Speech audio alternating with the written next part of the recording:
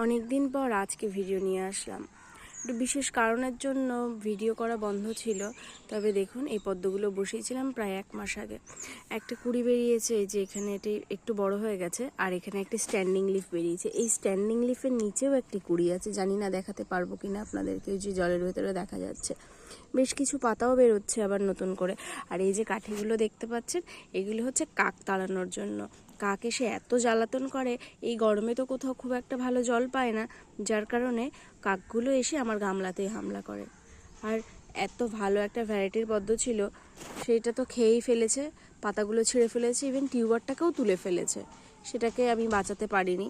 তো যে গাছটি ভালো হয়েছে আপনাদেরকে সেটাই দেখাচ্ছি। আমার তো ভীষণ ভালো লাগে পদ্ম, প্রত্যেক বছর আমি পদ্ম করি, তো এবছরও করেছি। আর এত তাড়াতাড়ি রেজাল্ট পাবো কখনো ভাবিনি। 1 মাসের মধ্যেই আমার গাছে কুড়ি চলে এসেছে, স্ট্যান্ডিং লিফ চলে এসেছে, আর গাছের হেলথটাও খুব ভালো। তবে মাঝে মাঝে এই গরমের কারণে একটু শ্যাওলা হচ্ছে, তার জন্য আমি জল ওভারফ্লো করে ফেলে দিই। তবে এখনও পর্যন্ত গাছে কোনো খাবার দেওয়া হয়নি। দেখুন কি সুন্দর হাওয়ায় দুলছে, দেখতে বেশ ভালো লাগে।